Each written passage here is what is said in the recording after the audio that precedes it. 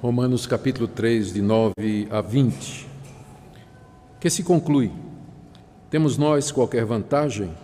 Não de forma nenhuma, pois já temos demonstrado que todos, tanto judeu como gregos, estão debaixo do pecado. Como está escrito, não há justo, nenhum sequer. Não há quem entenda, não há quem busque a Deus. Todos se extraviaram, a uma se fizeram inúteis. Não há quem faça o bem, não há nenhum sequer. A garganta deles é sepulcro aberto, com a língua urdem engano. Veneno de víbora está nos seus lábios. A boca eles a têm cheia de maldição e de amargura. São os seus pés velozes para derramar sangue.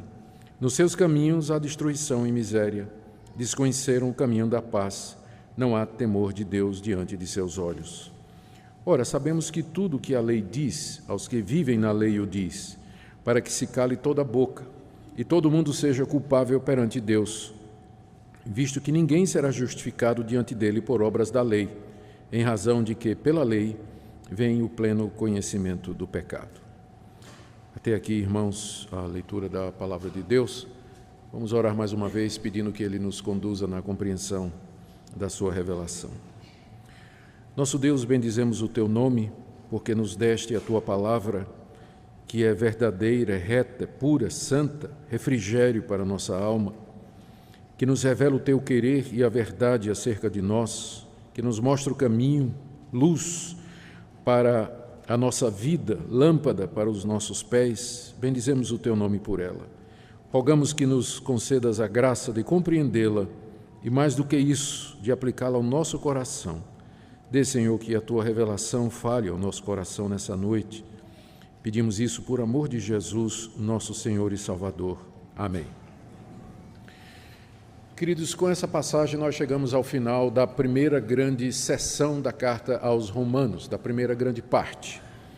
A carta aos Romanos tem algumas partes divididas de forma intencional pelo apóstolo Paulo, porque ele tinha como objetivo fazer uma apresentação sistemática da mensagem dele aos crentes da igreja de Roma.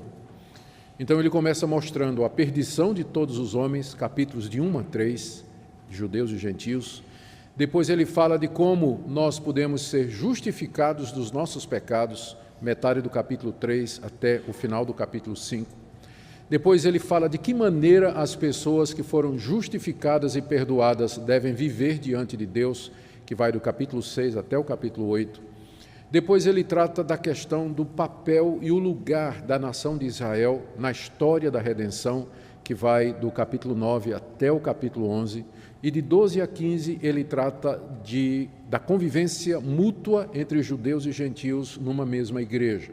Questões relacionadas com dons espirituais, comida sacrificada a ídolo, a perdão para o irmão. Ele fala dos seus planos missionários de ir até Roma com o apoio da igreja, e ele termina no capítulo 16 saudando mais de 20 pessoas que ele conhecia e que estavam morando na igreja de Roma, na cidade de Roma, a quem ele endereça essa carta. Então, a primeira parte da carta tem como objetivo demolir qualquer expectativa que judeus ou não judeus tivessem de que eles poderiam ser justos diante de Deus por alguma razão que fosse deles, tipo prática das boas obras, caridade, moralidade, religiosidade. O alvo de Paulo nesses 3 capítulos é acabar com a autoconfiança da humanidade em si mesma. E nisso a Bíblia é bastante diferente de outros livros de religião. Os outros livros de outras religiões costumam expressar ou descrever o homem como sendo bom. O problema do homem não é interno, o problema do homem é o ambiente dele. E você vai notar que essa é uma noção muito difundida na nossa cultura. As pessoas são boas, o problema das pessoas é o meio em que elas vivem, de forma que se você der educação, se você der recursos financeiros, se você colocar numa boa situação econômica, as pessoas vão fazer o bem, elas vão acertar na vida, vão se respeitar, cumprir a lei e assim por diante.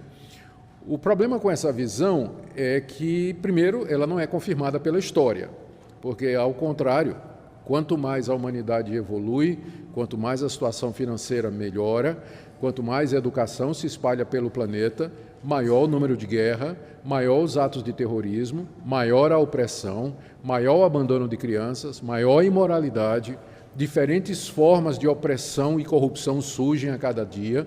Então, parece que o problema não é um problema do ambiente, embora nós não possamos negar, não devemos negar que o ambiente estimula o que já está no coração do homem, e esse é o nosso ponto, que é a corrupção do coração humano. O que o apóstolo Paulo está fazendo aqui, e com ele toda a Bíblia, é dar a visão que Deus tem da raça humana. Deus não olha para nós e nos vê inocentes, puros, bons, apenas precisando de uma oportunidade. Deus nos olha e Ele nos diagnostica como sendo corrompidos da cabeça aos pés, inclinados a todo mal, avessos ao bem, rebeldes, desobedientes e prontos para fazer todo tipo de mal se nós tivermos a chance e a oportunidade. E nisso não há exceção, não há exceção. Não é uma questão de raça, cultura, gênero, se é homem, se é mulher, de idade, mas desde a criança até o mais velho, homem ou mulher, de qualquer cultura, língua, raça, nação, qualquer posição social, o diagnóstico é o mesmo, corrompido da cabeça aos pés e, portanto, debaixo da ira e do juízo de Deus. Então, esse é o quadro que a Bíblia toda nos apresenta a respeito da humanidade. E é o que Paulo faz nos 3 primeiros capítulos da Carta aos Romanos.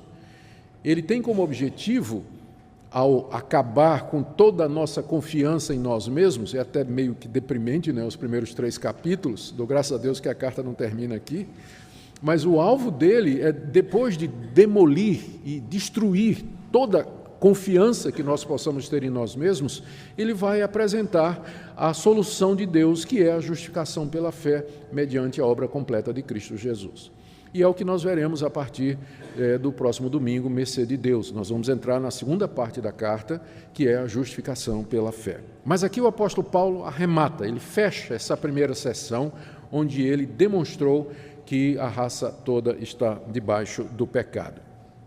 E é exatamente isso que ele faz. Verso 9, ele introduz então a conclusão com essa pergunta. O que se conclui de tudo isso que eu disse antes? Particularmente, o que é que se conclui do que ele tinha dito imediatamente antes, vocês lembram, capítulo 3, de 1 a 8, quando alguém perguntou qual é a vantagem do judeu. O judeu tem alguma vantagem? São todos pecadores, mas o judeu não teria uma vantagem porque ele tem a lei de Deus, porque ele tem o conhecimento de Deus, enquanto que os pagãos não têm? Então, Paulo pega esse gancho aqui no verso 9. O que é que se conclui? Temos nós qualquer vantagem? Nós, judeus, Paulo era judeu, nós, judeus, nós temos mais vantagem do que aquelas pessoas que são pagãs, que vivem nos desertos, nas matas, nas florestas, nunca ouviram falar de Deus, nunca ouviram falar de Jesus Cristo, enquanto que o judeu tem a revelação escrita de Deus. Será que isso não coloca o judeu em vantagem contra os pagãos, aqueles que não são judeus? E a conclusão de Paulo no verso 9 é não, de forma nenhuma. Não, eles não têm mais vantagem. Por quê? E aí ele diz, pois já temos demonstrado, ele está se referindo ao capítulo 1, capítulo 2 e capítulo 3, já demonstrei que todos, tanto judeus como gregos, estão debaixo do pecado. Então aqui nessa frase você tem o resumo dos capítulos 1, 2 e 3. É uma demonstração que Paulo fez de que todos estão debaixo do pecado, tanto gentios como judeus, jovens, mulheres, crianças, de todas as raças, nacionalidades. Essa é uma descrição universal da condição humana. Todos estão debaixo do pecado. Eu já demonstrei isso, diz o apóstolo Paulo. E vocês se lembram como é que ele demonstrou. No capítulo 1, vamos voltar só um pouquinho para a gente não perder a sequência. Lá no capítulo 1, Paulo falou que a ira de Deus se revela do céu no meio do povo, da humanidade em geral. Há uma revelação que Deus faz de si mesmo e que está na consciência de cada pessoa. Ou seja, cada pessoa que há nesse mundo sabe lá no íntimo que existe um Deus e que esse Deus está irado. A pessoa todo mundo tem consciência do certo e do errado. Uns mais, uns menos. Essa consciência às vezes é embotada pela cultura, pelos costumes, mas no coração de todo homem há esse conhecimento implantado da parte de Deus de que existe uma realidade maior e por detrás daquilo que nós conhecemos e do mundo em que nós vivemos. Isso tudo não veio do acaso, existe algo antes, algo ulterior, algo que é a razão de ser de todas as coisas. O mundo não veio do acaso, porque do nada, nada se gera. O acaso não gera, o caos não gera ordem, não gera inteligência, informação. Então, há um conhecimento inato. A pessoa não precisa ter lido a Bíblia, ter ouvido o Evangelho, ter ouvido falar de Moisés, para saber que existe um Deus. Então, é isso que Paulo diz aqui no capítulo 1. Essa revelação de Deus está na consciência de cada pessoa e também brilha na natureza ao nosso redor. As coisas criadas são uma prova imediata, clara da existência de Deus. Existem certas coisas que elas são evidentes em si mesmo. Se você, por exemplo, perguntar, o presbítero Adriano, ele existe? Ele está aí? Eu vou olhar para ele e vou dizer, sim, ele existe e está aqui. Ele diz, como é que você prova? Eu não preciso de prova, esse é um conhecimento imediato, peculiar, é autoevidente. Ele está aqui, eu estou falando com ele, posso tocar nele. Então, tem certas coisas que não carecem de demonstração lógica, porque elas são autoevidentes, e uma delas é a existência de Deus. Há uma glória peculiar na natureza, há uma glória intrínseca em Deus, de forma que ele é reconhecido sem que seja preciso a demonstração científica de tese do antecedente, a argumentação filosófica, argumento da física quântica para mostrar que tudo isso aqui... Não precisa. A existência de Deus ela é autoevidente, ela está no coração, é óbvio, está na cara de todo mundo. O que acontece é que as pessoas rejeitam esse conhecimento. Elas não querem esse conhecimento, elas se rebelam contra esse conhecimento, mas é autoevidente a existência de Deus. É o ponto do apóstolo Paulo no capítulo 1. Por isso, os pagãos não podem argumentar diante de Deus no dia do juízo. Eu não sabia que existia um Deus, por isso eu adorei a pedra, o pau, adorei o sol, a lua, as estrelas, os bichos, porque eu não sabia que existia Deus. Eles não vão poder dizer isso. Porque o conhecimento de Deus é inato ao homem. Ninguém nasce ateu ou idólatra, mas perversões desse tipo são desvios do conhecimento de Deus implantado no coração do homem desde a sua concepção. É o argumento número 1 de Paulo, que vai aí no capítulo 1, de 18 até 32. Depois Paulo se volta para os judeus, porque eles são aparentemente uma categoria à parte. Os judeus receberam uma revelação escrita, enquanto que o pagão tem esse conhecimento na consciência e na natureza, os judeus receberam um privilégio a mais. Foi uma revelação que Deus fez de si mesmo. Deus levantou pessoas, Deus falou com essas pessoas, falou através de visões, falou através de sonhos, Deus mandou essas pessoas escreverem estas coisas, e esta autorrevelação de Deus na Escritura foi dada a um povo que é o povo de Israel. Daí então a pergunta, isso não coloca o judeu em vantagem com relação às outras pessoas? Porque eles, além da revelação natural e da consciência, têm também a revelação especial, a revelação escrita. E Paulo, no capítulo 2, diz, não é uma vantagem e não é. Seria uma vantagem se o judeu obedecesse o que Deus está dizendo. Só que ele não obedece, porque ele é da mesma raiz do restante da humanidade. São pecadores corrompidos. Então, mesmo que o judeu recebeu a lei, isso não representa vantagem nenhuma, porque ele, mesmo que ele critique os pagãos, ele prega contra um monte de coisa, ele ensina a lei, mas ele quebra tudo aquilo que ele ensina. Ele mesmo não guarda a lei. E essa demolição da autojustiça judaica, Paulo faz no capítulo 2, do verso 1 até o verso 29. Todo o capítulo é a respeito dos judeus. Paulo dizendo, olha, não pensem que vocês estão melhores do que os pagãos, que Deus vai dar um tratamento diferente, que Deus vai perdoar em vocês aquilo que Ele não perdoa nos pagãos. que Deus vai dar um tratamento diferenciado a vocês, diferente daquele que é dos pagãos, porque para Deus não há acepção de pessoas, não há acepção de pessoas.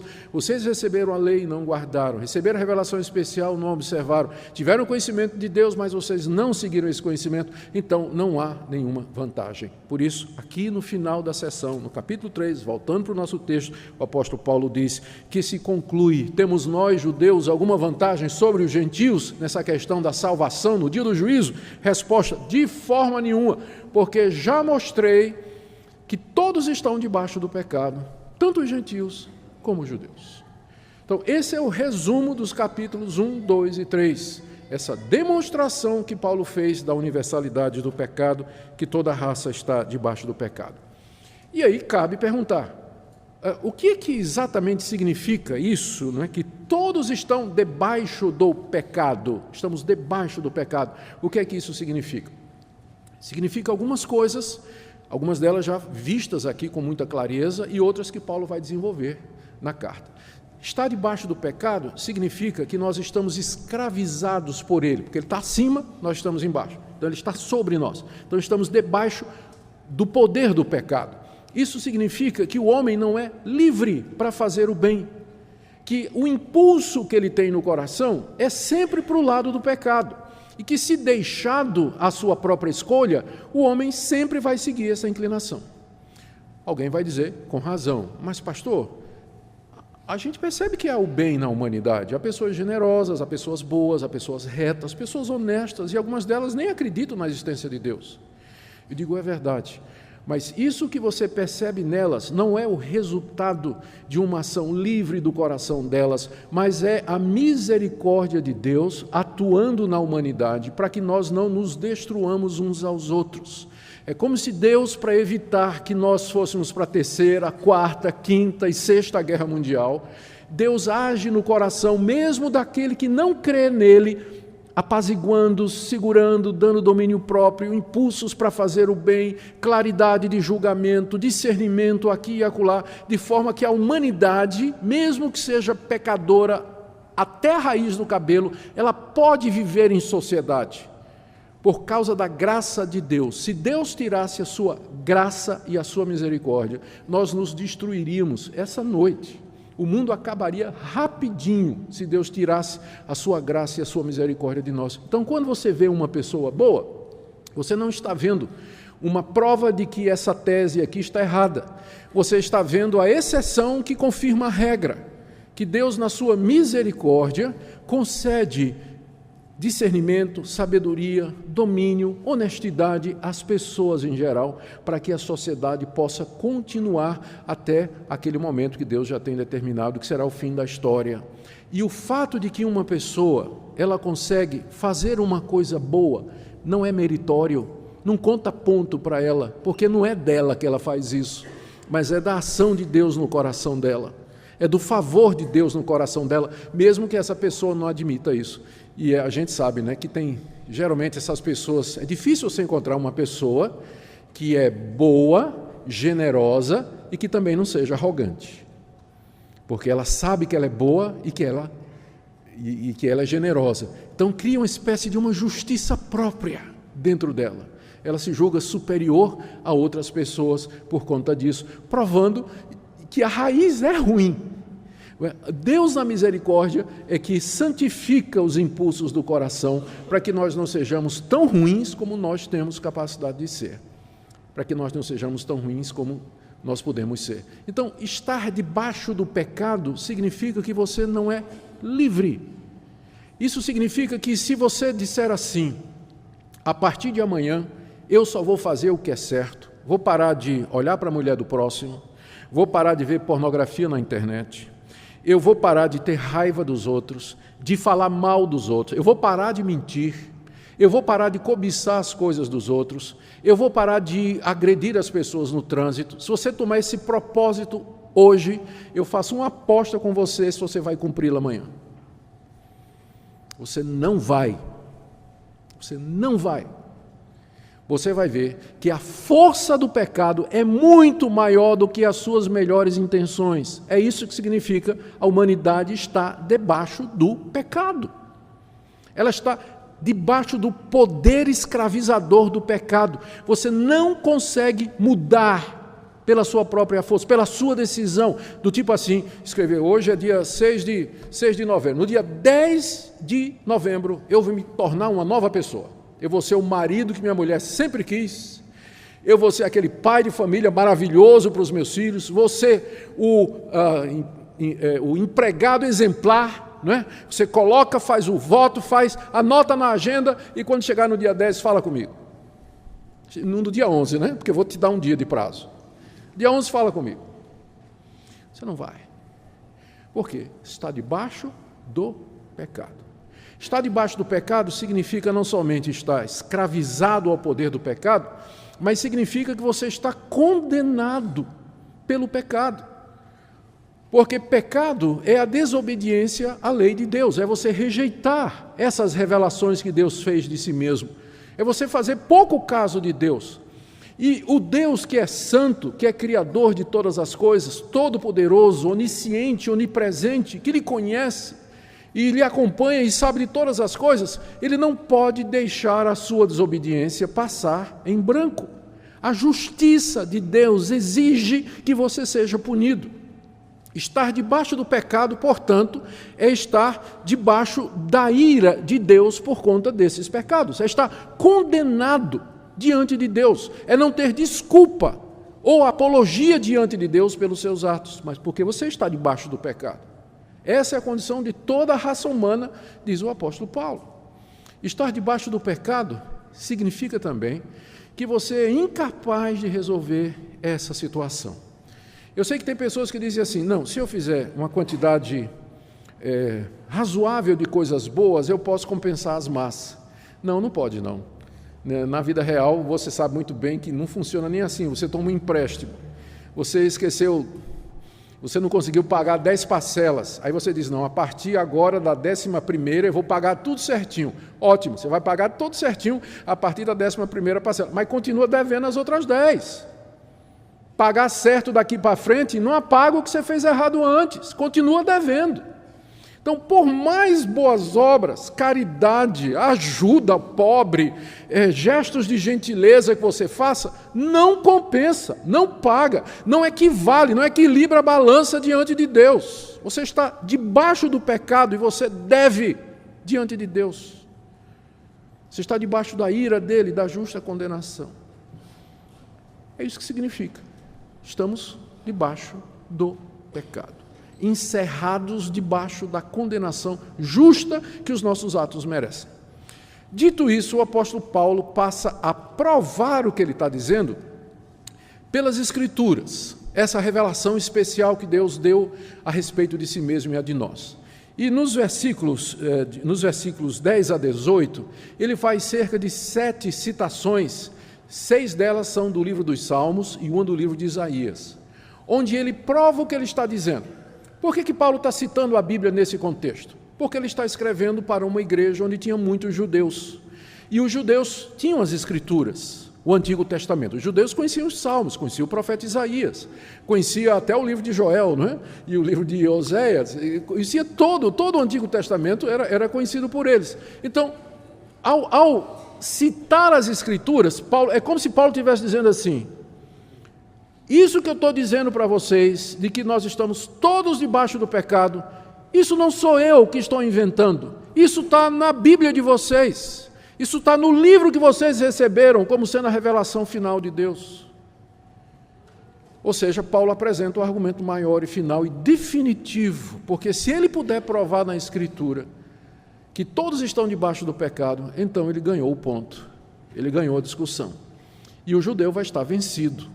Porque o judeu, Paulo aqui está batalhando no próprio campo dos judeus. Paulo está usando o livro que eles aceitam como sendo a revelação final e última de Deus, a palavra verdadeira de Deus. Então, essa mesma palavra, ela diz que todos nós, inclusive vocês, judeus, estão debaixo do pecado. Então, nós podemos dividir as citações que Paulo faz aqui em 2 partes. Numa primeira parte, Paulo reúne versículos do Antigo Testamento, passagens que mostram a nossa situação diante de Deus. Então, aqui no verso 10, 11 e 12, Paulo faz uma citação do Salmo 14, versos de 1 a 3. Eu queria que você lesse comigo. Salmo 14, versos de 1 a 3. Ele vai lá para o livro dos Salmos, e lá o livro dos Salmos diz: diz o insensato no seu coração, não há Deus, corrompem-se e praticam abominação. Já não há quem faça o bem. Do céu olha o Senhor para os filhos dos homens, para ver se há quem entenda, se há quem busque a Deus. Todos se extraviaram, juntamente se corromperam, não há quem faça o bem, já não há nenhum sequer. Davi, aqui no Salmo 14, que é uma repetição do Salmo 53, de 1 a 6, Davi diz que Deus lá do céu olha para os filhos dos homens e ele procura um justo, e não há um único sequer.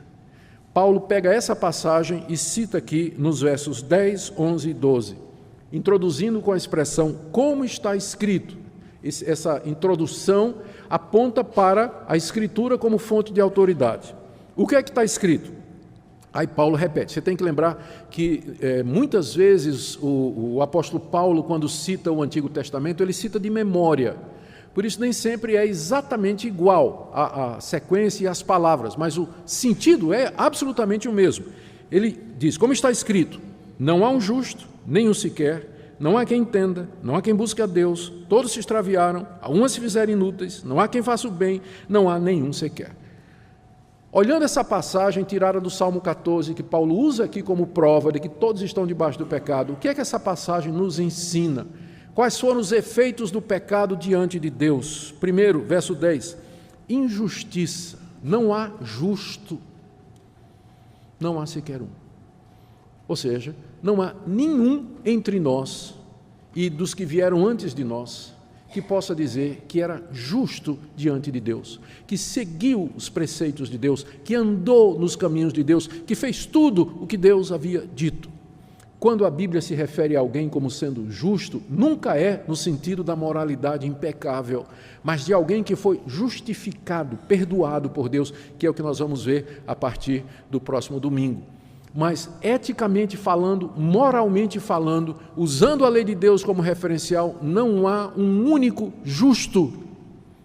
Todos nós somos injustos. A injustiça significa você portar-se diferente daquilo que Deus diz que é correto. E Deus olha para nós, procura um justo e não encontra um sequer. Não há justo. Veja no verso 11. Não há quem entenda. Não é que nós somos burros. Na verdade, tem muita gente inteligente. Há gente que tem um intelecto monstruoso. Não é esse tipo de entendimento que a Bíblia se refere, mas a capacidade de entender a Deus e as coisas de Deus. Não tem um único que por si mesmo seja capaz de entender quem é Deus, os caminhos dele, o plano dele. As maiores autoridades intelectuais da época não perceberam que Jesus era Deus no meio deles. Os escribas, os fariseus, os romanos, os filósofos gregos rejeitaram o próprio Deus. Eles não entendem. Não há ninguém que entenda. Se eu e você formos deixados a nós mesmos, nós nunca vamos entender o Evangelho. Nós nunca vamos entender que somos pecadores, precisamos de redenção. O pecado afetou nossa capacidade de discernir as coisas espirituais. Continuamos inteligentes, mas tem algo errado na nossa inteligência. Ela está afetada quando diz respeito às coisas de Deus. Não há quem entenda. Ainda verso 11. Não há quem busque a Deus. Há uma ojeriza no coração humano. Eu vou usar a palavra, né? Há um nojo no coração humano com relação às coisas de Deus. E por isso não busca. Não há uma busca sincera e real de Deus. Quando a gente encontra pessoas religiosas, né, orando a Deus, procurando a Deus, suplicando a Deus, em última análise, eles não estão fazendo isso porque eles amam a Deus, mas porque eles esperam levar alguma vantagem de Deus, do tipo assim, Deus, por favor, me socorre, me dá um emprego, me dá um marido, me dá uma esposa, resolve meu problema, cura minha enfermidade. Então, não é uma busca de Deus, mas é uma busca de si mesmo, promovida pelo alto interesse. Não há ninguém que busque a Deus de maneira altruísta, querendo Deus pelo que Deus é. As pessoas buscam a Deus pelo que Deus pode dar para elas. Por isso diz, não há quem busque a Deus. Não há quem busque a Deus. Verso 12. Todos se extraviaram. Todos.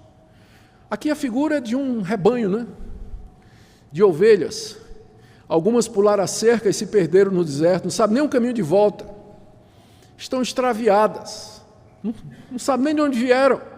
Perdidas, longe de Deus, sem referencial. Alguém que perdeu o rumo e está aqui nessa vida, não sabe de onde veio, para onde vai, onde é que está, o que é que vai fazer, para que é que serve a vida, qual o significado da minha existência. Estão extraviados. Por quê? Porque deixaram o referencial que é Deus. Verso 12 ainda. A uma se fizeram inúteis, porque uma vida que não é vivida para a glória de Deus, que é o objetivo pelo qual nós fomos criados, é uma vida que se perde, vidas inúteis. Os anos se passam. E o que é que as pessoas fazem com sua vida? Comer, beber, dormir, se divertir. Por aí vai. O que estão fazendo com a vida? O que vai restar no dia que nós formos levados à sepultura? Qual o legado? O que é que sobrou da minha vida? Para que eu vivi 80 anos, 70, 90 anos? Nos tornamos inúteis. A nossa existência aqui, ela não tem sentido, é perda de tempo. Não é à toa que tanta gente realiza isso mais cedo e procura tirar a vida. Tira a própria vida, porque vê, não tem sentido. É inútil. Eu vivo para quê? Se tornaram inúteis. Verso 12. Não há quem faça o bem. Eu já expliquei essa questão do bem. Pastor, tem gente que faz o bem, mas quando eles fazem apesar deles. É a graça de Deus, não é deles. Por isso que a Bíblia diz que, absolutamente falando, partindo do ponto de vista da origem do bem, não há ninguém que faça, porque se algum bem fizer, é um bem de Deus. Mas dele não sai bem nenhum. Não sai. Se algum bem faz, é de Deus. Não há quem faça o bem. E ele termina dizendo, não há nem um sequer. É isso que significa estar debaixo do pecado, é isso que a Escritura diz. Mas não termina. Do verso 13 até o verso 17, Paulo agora diz o que é que o pecado faz conosco com relação uns aos outros. Até aqui, é meu relacionamento com Deus. Vocês percebem como ficou claro isso. Mas agora, não é somente isso, mas isso afeta também a maneira como eu me relaciono com outras pessoas. Do verso 13 até o verso 16, até o verso 17, Paulo faz uma coletânea. Eu vou ficar aqui primeiro até o verso 14. Aqui nos versos 13 e 14, Paulo faz uma coletânea de 3 salmos. Ele junta o Salmo 5, o Salmo 140 e o Salmo 10. E ele fala de como nós nos destruímos com as palavras. Verso 13, ele está citando aqui o Salmo 5, verso 9. A garganta deles, está falando da humanidade, é um sepulcro aberto. Com a língua urdem, quer dizer, maquinam, tramam, elaboram, engano. Veneno de víbora, que é uma cobra venenosa, está nos seus lábios. A boca, eles a têm cheia de maldição e de amargura. Essas 3 citações, elas têm em comum que elas descrevem o que nós somos capazes de fazer com as nossas palavras. E a figura que é usada aqui para representar isso é muito gráfica e poderosa. No verso 13, a nossa garganta é comparada a um sepulcro aberto, a uma cova no cemitério que foi aberta e deixou ao ar livre, a céu aberto, aquele cadáver se decompondo. E de lá sai um mau cheiro. Sai um mau cheiro. É a isso que o apóstolo Paulo, citando o Salmo, compara a nossa garganta. Da nossa garganta sai cheiro de morte, podridão. É isso que sai da nossa garganta. É como se fosse uma sepultura a céu aberto. No verso 13 ainda, a língua é comparada à peçonha de uma cobra venenosa. A língua urde engano. A língua está atarefada, procurando como enganar as outras pessoas, dizer mentiras, dizer meias verdades, iludir as pessoas, induzir as pessoas ao erro. A língua fica tramando, esperando isso. E debaixo, e nos lábios nossos, está veneno de cobra. veneno de víbora, peçonha de uma serpente venenosa, fatal, capaz de matar, de esmagar, a calúnia, a mentira, a difamação, o assassinato de caráter, a fofoca, a maledicência. É assim que nós fazemos. É isso que o pecado fez conosco. Nós somos capazes de nos atracar uns aos outros e de nos matar com palavras, como se nossa língua fosse veneno de víbora. A boca, continuando ainda, aqui agora está no Salmo 10, eles a têm cheia de maldição e amargura.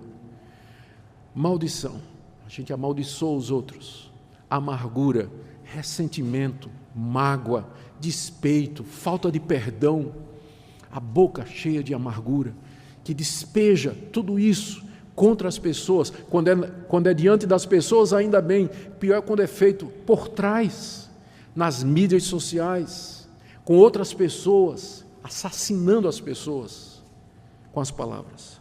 Aí, no verso 15, e 16 e 17, é uma citação ipsis literis do profeta Isaías. Ele está citando Isaías 59, de 7 a 8. E agora, depois de ter falado que nossas palavras, elas refletem que nós estamos debaixo do pecado, como a Escritura diz, ele fala das nossas ações. Verso 15, os pés são velozes para derramar sangue. Ou seja, se é para matar alguém, a gente é muito rápido. A gente corre, vamos lá, é para matar alguém, é comigo mesmo. Especialmente se for meu inimigo, vamos lá. Os pés são velozes para derramar sangue. A ideia aqui de um assassino que corre velozmente ao encontro da sua vítima e tem como objetivo derramar o sangue dela e matar. No verso 16, nos seus caminhos há destruição e miséria, e desconheceram o caminho da paz. Não conheço paz, eu quero guerra, quero conflito, quero discussão, quero litígio, quero contenda. Não estou satisfeito com nada, não aceito desculpas, não aceito reconciliação, nada. Eu não conheço o caminho da paz, o meu caminho é o caminho da guerra, dos pés velozes para derramar sangue, da língua ferina de serpente, da garganta que é sepulcro aberto. Essa é a descrição que o apóstolo Paulo dá aqui da humanidade. É uma descrição aterradora, é uma descrição que nos deixa humilhados e no pó e na cinza, e que nos faz perguntar qual a origem de tudo isso. E a resposta vem no verso 18, quando ele diz, ele fecha, não é? Dizendo, não há temor de Deus diante dos seus olhos. Ele está citando o Salmo 36, verso 1. Não há temor de Deus. O que é temer a Deus? Temer a Deus é você saber que existe um Deus que lhe conhece, um Deus que é onisciente, onipotente e onipresente, e que Ele é poderoso para chamar você para prestar conta do que você faz. Se você temesse a Deus, você não fazia o que você faz. Temer a Deus significa respeitá-lo, honrá-lo, amá-lo até, a ponto de que você vai viver para Ele e para a glória dEle. Onde não há temor a Deus, as pessoas fazem o que elas querem, porque elas não temem o juízo. Ainda não me acostumei a ver o pessoal passando farol vermelho. Mas eu notei que eles só passam onde não tem câmera fixa. Não sei se vocês já perceberam isso. Perceberam? O pessoal só fura o farol vermelho onde não tem aqueles radarzinhos. Agora, onde tem um radarzinho, para direitinho ali. Mesmo que não venha carro nem do lado, nem do outro, fica tudo paradinho ali. Por quê? Temor. Temor da autoridade. Quando eles sabem que não tem, até mesmo vindo no carro, não é verdade? Não há temor de Deus diante dos seus olhos, e porque não há temor de Deus, as pessoas se sentem à vontade para fazer todo esse tipo de coisa. Todo esse tipo de coisa. A parte final, 19 a 20, é a resposta a uma questão que ainda queda irrespondida. E que pode ser formulada da seguinte maneira: ok, Paulo, você venceu. Não tem como argumentar. Não tem como argumentar contra isso, contra o que a Bíblia está dizendo. De fato, somos pecadores, miseráveis, debaixo do pecado, inúteis, justamente condenados por Deus. Mas então, uma pergunta: Se Deus sabe que nós somos assim, por que Ele deu os 10 mandamentos? Não terás outros deuses diante de mim, não farás para ti imagem de escultura, não tomarás o nome do Senhor teu Deus em vão, lembra-te do dia de descanso para santificar, honra pai e mãe, não matarás, não adulterarás, não furtarás, não dirás falso testemunho, não cobiçarás nada do teu próximo. Se Deus já sabia que nós não cumprimos isso, por que é que Ele deu a lei, particularmente aos judeus? Escreveu essa lei no coração do homem e deu essa lei escrita aos judeus. Paulo diz que a lei foi dada por 3 razões, versos 19 e 20. Primeira, sabemos que tudo que a lei diz, aos que vivem na lei o diz, que é toda a humanidade que está debaixo da lei de Deus, para que se cale toda a boca. Porque uma coisa é eu dizer para vocês isso que eu estou dizendo, e a outra é convencer vocês. No início do meu ministério, já contei essa história aqui, eu era evangelista no interior de Pernambuco. Fui plantar uma igreja numa cidade chamada Gamileira, que era uma subsidiária, era uma cidade que foi fundada por conta da usina Cucaú, uma das maiores usinas lá do Nordeste. Então eu fui plantar uma igreja lá, no meio de cortadores de cana. E eu me lembro que eu chegava numa casa, falava com a pessoa, bom dia, cumprimentava e tal, dizia, eu estou aqui distribuindo a palavra de Deus, queria saber se eu posso entrar e conversar. Ah, muito bem, pessoal sempre muito educado, recebia, abria a porta, eu entrava, sentava, começava a conversar, servia um cafezinho, a conversa começava, e aí a uma certa altura eu dizia, eu vim falar aqui a respeito de Jesus Cristo, porque você sabe que você precisa de Jesus Cristo para a sua salvação, né? Você é um pecador. A pessoa diz, eu sei, pastor, eu sei que sou pecador, né? E eu disse, sim, e você sabe também que você está condenado ao inferno, né? A pessoa disse, mas peraí, pastor, eu não sou tão pecador assim não, tem gente pior do que eu. Né? O meu vizinho aqui mesmo, só precisa ver o que é que ele faz com a mulher dele. Eu digo, então vamos fazer uma coisa, deixa eu ler aqui, vamos fazer assim, vamos ler os 10 mandamentos, e depois de ler os 10 mandamentos, então nós vamos retomar desse ponto aqui. Posso ler? Ele disse, pode. Eu disse, eu vou ler e interpretar como Jesus interpretou. Não terás outros deuses diante de mim. O dinheiro pode ser um deus. O que é mais importante na sua vida? O que é que você dedica mais tempo? Não farás para ti imagem de escultura, a imagem de Maria ali pendurada, né? Tudo mais, olha, tá. Não tomarás o nome do Senhor teu Deus em vão. Você fica dizendo, né, Armaria, Virgem Maria ou não, Armaria, isso aí pode, porque não é nome de Deus, mas ai meu Deus, vale-me Deus, ou qualquer outra coisa, você fica dizendo essas coisas, o tempo, pastor, agora que o senhor falou tal, é verdade. Você sempre obedeceu aos seus pais, pastor, agora que o senhor falou, não, eu fui meio desobediente e tal, e a mulher dos outros, você já olhou? Pastor, já que o senhor está perguntando, né, tá. No final, quando chegou no final dos 10 mandamentos, sabe quanto ele tinha guardado? Nenhum. E aí o argumento dele, acabou. A lei foi dada para calar a boca da gente, a sua e a minha, para que você não fique dizendo, tem gente pior do que eu não tenho culpa disso, Deus é injusto, eu sou inocente. A lei foi dada para calar a boca do homem, porque essa é a grande desgraça do pecado. Ele não somente corrompe o coração do homem, mas cega o homem para ver a sua realidade. Ele não consegue ver que ele é tão pecador, ele não consegue se conscientizar que ele merece o castigo de Deus. Por isso Deus deu a lei, que funciona como espécie de espelho. Olhe-se na lei e você vai ver se você é um pecador ou não. Para isso que a lei foi dada, para calar a boca de todo mundo. Segunda razão que a lei foi dada, final do verso 19, para que todo mundo seja culpável diante de Deus. A culpa já havia e o pecado já havia, mas era necessária uma formalização. E a lei, então, é essa formalização. Deus vai dizer, você está condenado por quebra desse mandamento, desse mandamento, desse mandamento, de todos os mandamentos. Então, a lei, ela torna todo mundo culpável. Deus pode agora imputar a culpa, porque há um referencial que é a lei, dizendo, é essa a minha vontade, é isso que é o certo e errado, você quebrou isso aqui, portanto, o veredito é culpado. A lei foi dada para essa formalização. Terceiro, no verso 20, ele diz que, no final, em razão de que pela lei vem o pleno conhecimento do pecado. A lei foi dada para que o pecado fosse plenamente conhecido. Eu tenho certeza que as pessoas que nunca ouviram a lei de Deus, ao fazerem, eu vou usar um imaginário aqui, quando eles roubavam alguma coisa do inimigo, ou de um amigo, ou tirava alguma coisa, pensando numa tribo aí, sei lá, em qualquer lugar, uma pessoa que nunca ouviu falar da lei de Deus, aí furta alguma coisa de alguém. Eu tenho certeza que vem um desconforto na consciência daquela pessoa, só que ela não sabe dizer o nome daquilo. Mas quando a lei veio, ela agora sabe o nome daquilo. Roubo. Chama-se furto. É quebra de um mandamento da lei de Deus.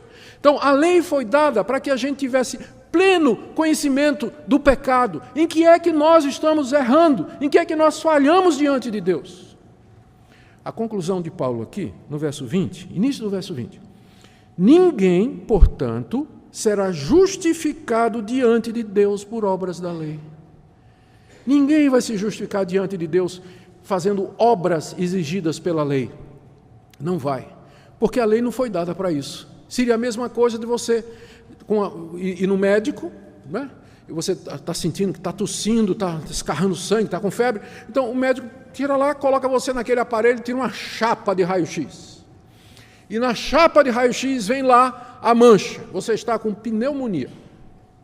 Então aquela chapa de raio-x, né? Hoje em dia é tudo, eu estou falando da minha época que tinha chapa, hoje em dia é tudo no computador, né? Mas vocês estão me seguindo. Então o médico pega aquela chapa, põe naquele quadrinho luminoso, né? E diz, olha aqui, está vendo essas manchas aqui? Você está com pneumonia. Agora, imagina que eu vá para... Doutor, muito obrigado. Pega aquela chapa, bota embaixo do braço, chega em casa e digo, Minca, faz um chá com essa chapa que eu vou tomar e eu vou ficar bom. Não vai. Porque o propósito da chapa não é salvar, mas o propósito da chapa é lhe dar pleno conhecimento da sua doença. A lei foi dada para ser um raio-x da situação do seu coração. Ela não vai lhe salvar. Ninguém é justificado diante de Deus fazendo as obras da lei, porque esse não é o propósito da lei. A lei veio para calar sua boca, tornar você culpado diante de Deus e lhe dar pleno conhecimento da razão pela qual você está condenado. É isso pelo que a lei veio. E aqui nós terminamos. Se Deus quiser, a partir do verso, se Deus quiser, no próximo domingo, não morra até o domingo, por favor. Não morra. Domingo nós vamos ver como Deus justifica pecadores, como é que nós somos salvos, como é que nós podemos receber o perdão. Isso Paulo começa a explicar a partir do verso 21, mas eu quero terminar dizendo algumas coisas. Talvez você entrou aqui essa noite pensando que você tem controle sobre a sua vida, do tipo assim, você sabe que faz algumas coisas erradas, mas que você pode mudar quando você quer. Não, você não pode mudar quando você quer. Você é escravo da sua vontade, das suas paixões, dos seus pensamentos. Se Deus não interferir na sua vida, não chamar você, esclarecer seu coração, sua mente, mudar a orientação do seu coração, você vai morrer nos seus pecados. Por isso não espere. Hoje à noite você ouviu o veredito a respeito da sua situação. Hoje à noite você pode se voltar para esse Deus, não precisa esperar domingo, mas hoje à noite você pode se voltar para esse Deus e dizer, Deus, é verdade, isso aqui que foi falado é o meu retrato, sou eu me encaixo aqui, tenha misericórdia de mim, tenha misericórdia de mim. E me liberte dessa escravidão e dessa condenação. Talvez haja pessoas aqui iludidas, pensando que, mas espera aí, isso é um quadro muito drástico, muito radical, não é? Eu não sou tão ruim assim, eu ainda faço algumas coisas boas. Essa é a grande ilusão do pecado. Um falso diagnóstico a respeito do seu estado. Nada de bom que você faz tem origem no seu coração, mas é a misericórdia de Deus, porque a Bíblia é clara, tudo que é bom vem dele, tudo que é ruim é de nós. Nada bom vem de você. Então não se iluda com isso, pelo fato de que você consegue ser uma pessoa que é honesta, que cumpre os seus deveres. Isso, às vezes, está cegando você para ver a verdadeira realidade do seu coração.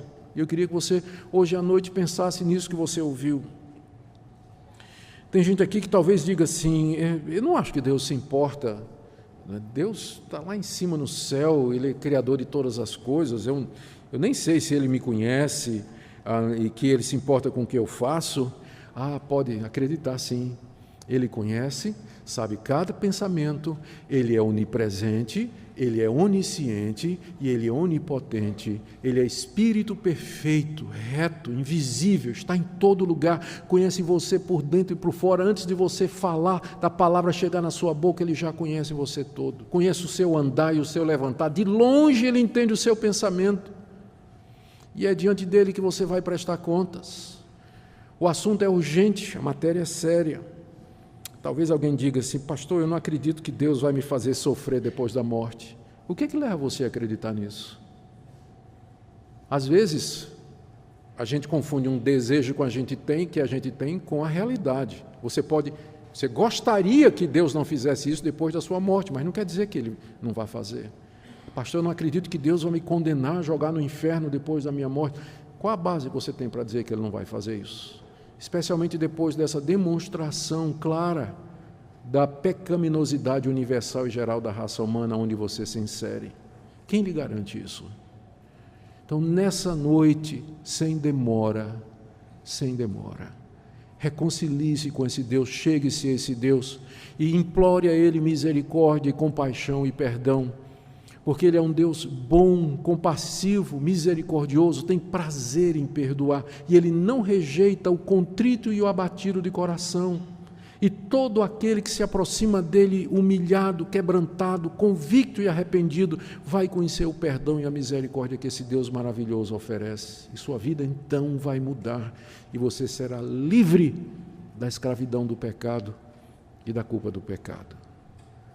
Que Deus aplique a sua palavra no nosso coração nessa noite e que nós aprendamos a viver tão somente pela graça dEle, pela fé no nosso Senhor e Redentor Jesus Cristo. Amém. Oremos.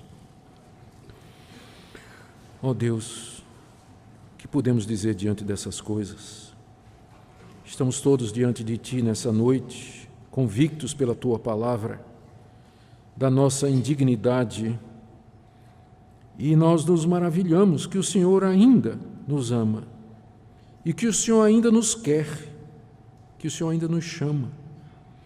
Nós que somos indignos de ao menos chegar na Tua presença. Senhor nosso Deus, pedimos que conforte o nosso coração nas nossas angústias. Eu peço que nessa noite o Senhor atenda todo o coração quebrantado, que o Senhor veja cada coração arrependido, que o Senhor atenda toda a alma que Te busca sequiosa nessa noite, que o Senhor liberte pecadores, que o Senhor traga luz, esperança, àquela alma ferida pela lei e que agoniza debaixo da convicção de culpa. Que a Tua graça salvadora, Senhor, possa fazer isso. Graças Te damos por Jesus, nosso Redentor, em nome de quem nós oramos. Amém.